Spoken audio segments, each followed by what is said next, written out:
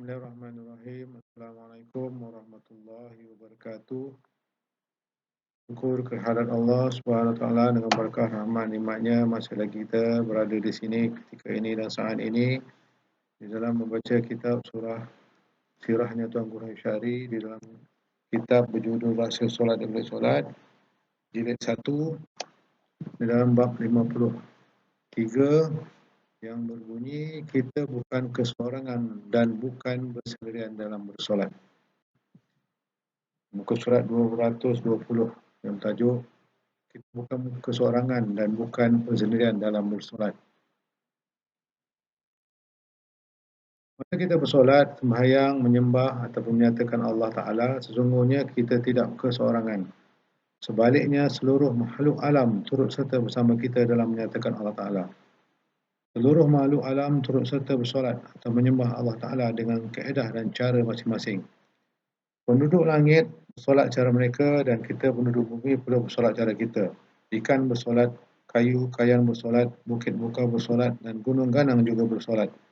Dalam kita bersolat tanpa kita sedari sesungguhnya ada disertai oleh makhluk-makhluk lain. Kita tidak nampak makhluk halus, sebaliknya mereka nampak kita. Begitulah tulisannya dalam bab ini yang disampaikan oleh Tuan Guru Syari yang bertajuk tadi, kita bukan keseorangan dan bukan bersendirian dalam solat. Tahuilah bahawa di dalam solat kita tidak bersendirian kerana di dalam solat sesungguhnya kita ketahui bahawa bersolat itu dilakukan oleh semua makhluk Allah.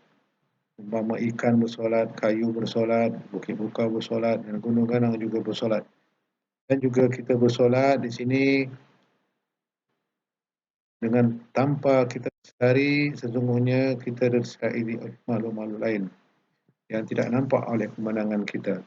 Itulah sedikit keterusan dan keterangan yang disampaikan oleh Tuan Guru Syari dan dapatlah kita mengambilnya sebagai panduan dan pengajaran di dalam ilmu hakikat ma'rifah.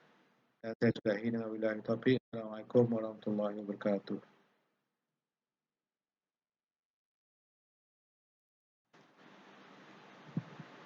Bismillahirrahmanirrahim. Assalamualaikum warahmatullahi wabarakatuh.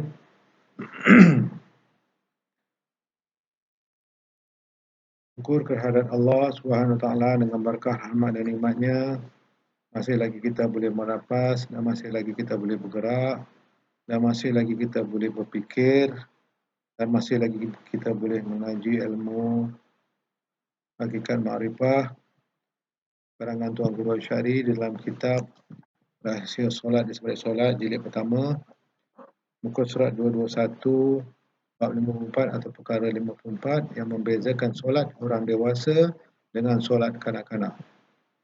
Selawat dan salam kepada Muhammad Rasulullah. Terima kasih kepada guru terdahulu dan juga kepada guru-guru yang kemudian.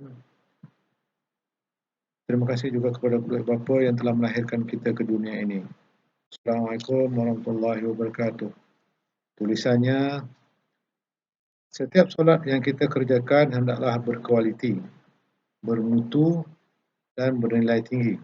Kualiti atau mutu solat yang kita kerjakan itu kita bergantung sama ada dikerjakan melalui anggota tubuh atau melalui roh. Solat melalui anggota jasad adalah solat sebagaimana solat kanak-kanak. Solat melalui anggota jasad adalah solat sebagaimana solatnya kanak-kanak. Solat yang bermutu tinggi adalah solat orang dewasa yang bersolat dengan roh ataupun solat dengan hakikat solat. Bukan solat dengan anggota tubuh. Solat yang bernilai dan bermutu tinggi itu adalah solat yang menggunakan pekerjaan roh ataupun hakikat roh yang bersolat. Solat melalui anggota jasmani adalah solat yang berkedudukan rendah lagi kotor, apalagi dari anggota diri yang tidak kenal diri dan dari diri yang tidak mengenal Allah. Diri jasmani ataupun tubuh badan tidak ubah seperti diri orang mati. Mana mungkin tubuh orang mati boleh berdiri solat. Bersolat dengan menggunakan tubuh jasad itu adalah solat yang bermutu rendah. Bagaimana solatnya kanak-kanak? Allah yang akan menyambut solat kita kerana Allah lah yang menyaksikan solat kita. Solat adalah ibadah yang paling tinggi yang mula-mula ditanya ataupun disoal semasa di dalam kubur kelak. Sesuatu yang berkedudukan tinggi semestinya yang melapaskannya juga dari kalangan yang berkedudukan tinggi. Begitulah besar, tinggi, hebat serta dahsyatnya ibadah solat jika ianya dikerjakan dengan betul dan dengan ilmu pengetahuan. Sehingga dengan solat ia dapat menggegar dan menguncang pintu hati terhadap Allah. Solatlah dengan rasa yang amat hebat dan dahsyat yang boleh meleburkan diri zahir. Dengan leburnya diri zahir, maka akan terlihatlah diri batin yang sedang bersolat menyembah Allah Ta'ala. Yang membezakan solat kita dengan solat kanak-kanak adalah dengan mengenal diri dan mengenal Allah. Setelah diri dan mengenal Allah, barulah solat itu benar-benar berbeza antara solat orang dewasa dengan solat kanak-kanak. Itulah tulisannya Tuan Guru Syahri dalam bab 54 muka surat 221, bab yang berbunyi yang membezakan solat orang dewasa dengan solat kanak-kanak. Yang dimaksudkan di sini adalah perbezaan di antara solat yang mengetahui atau solat yang mengenal Allah, iaitu dengan mengenal roh, iaitu dengan mengenal diri, dengan solat yang melakukan hanya sekadar dengan pengetahuan tubuh badan zahir sahaja. Kerana solat ini adalah suatu perkara yang dituntut. Jika solat tidak benar atau tidak betul, segala amal ibadah yang lain tidak akan dikira di alam kubur kelak. Jadi di sini yang dimasukkan solat adalah solat yang dilakukan oleh yang maha tinggi, yang maha besar, yang maha gagah dan yang maha mengetahui. Kerana solat itu adalah solat yang amat tinggi, amat besar serta amat hebat serta amat dahsyat ibadah solat jika dikerjakan dengan betul dengan ilmu pengetahuan.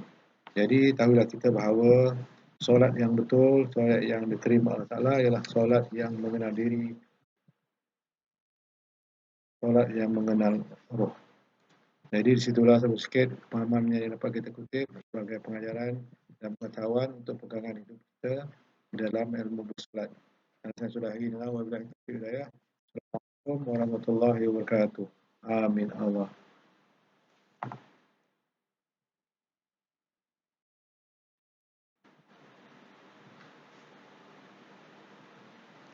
Bismillahirrahmanirrahim. Syukur kehadirat Allah Subhanahu Wa Taala dengan berkah rahmat nikmatnya masih lagi kita boleh bernapas, boleh berada, bergerak saat ini dan ketika ini. Terima kasih daripada hati yang dalam. Salawat dan salam kepada Muhammad Rasulullah seluruh sekian alam, rahmatan lil alamin. Terima kasih juga kepada guru-guru terdahulu dan juga guru-guru yang masih mengajar kita bersama kita hari ini dan ketika ini di dalam ilmu hakikat ma'rifah. Terima kasih kepada guru-guru yang telah bersusah payah mengorbankan harta, tenaga untuk memperjuangkan ilmu hakikat ma'rifah.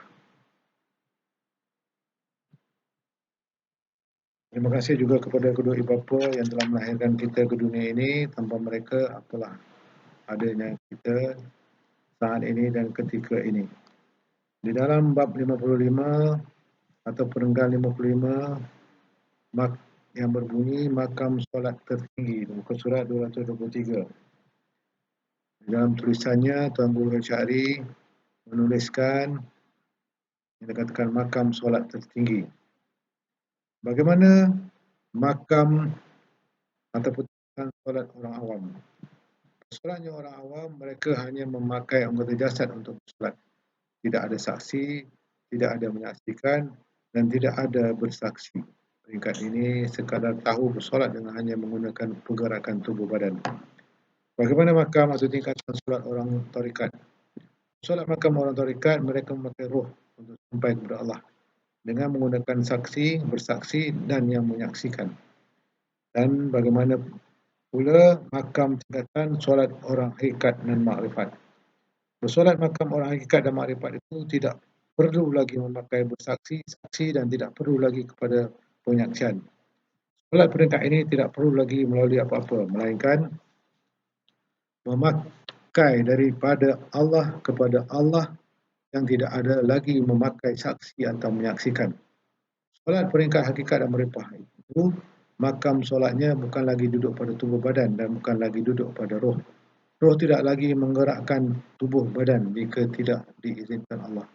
Tingkatan solat peringkat hakikat dan makrifat adalah duduk kepada Allah dan daripada Allah sendiri. Solat di peringkat ini adalah solat peringkat mereka-mereka yang mengenal Allah, yang disertai dengan perkara rasa.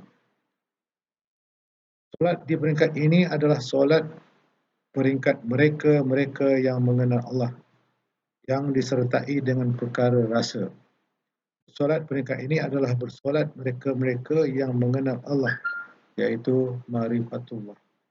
Solat di peringkat ini tidak lagi perlu saksi, tidak perlu lagi bersaksi dan tidak lagi perlu kepada menyaksikan. Melainkan mereka perlu Allah, Allah dan Allah.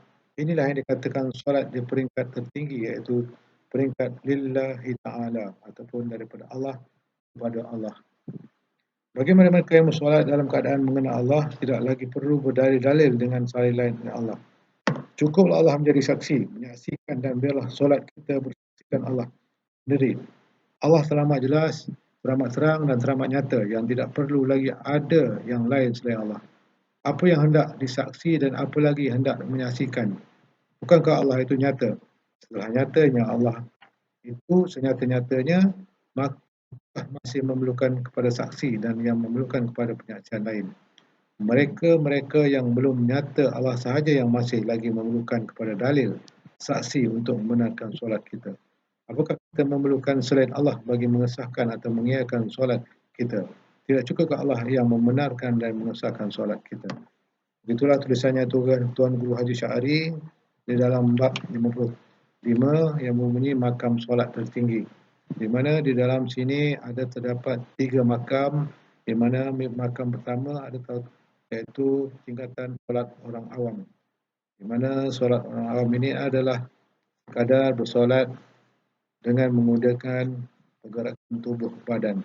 Manakala makam tingkatan kedua, solat bagi orang tarekat, bersolat mereka adalah mereka memakai roh untuk sampai kepada Allah dengan menggunakan saksi, bersaksi dan menyaksikan.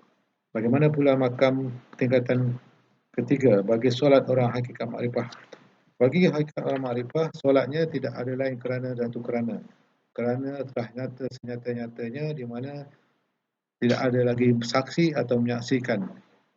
Kerana Allah sahaja yang dapat menyaksikan segala apa yang ada, segala yang berlaku. Kerana sini roh pun tidak lagi mengambil tempat kerana daripada Allah kepada Allah, iaitu lillahi ta'ala. Jadi di sinilah yang dikatakan bagi orang hakikat makrifah itu dikatakan yang makrifatullah, iaitu telah mengenal Allah. Kerana dengan mengenal Allah sajalah baru dapat dikatakan penyaksian yang nyata di dalam solat. Kerana solat itu adalah dari Allah kepada Allah. Jika kerana satu kerana, maka tidak besarlah Allah itu. Jadi di situlah sedikit tulisannya Tuan Guru Syahri supaya kita dapat mengambil ilmu daripada tulisan tersebut. Dan saya sudahi dengan wabillahi taufiq hidayah. Assalamualaikum warahmatullahi wabarakatuh. Amin Allah.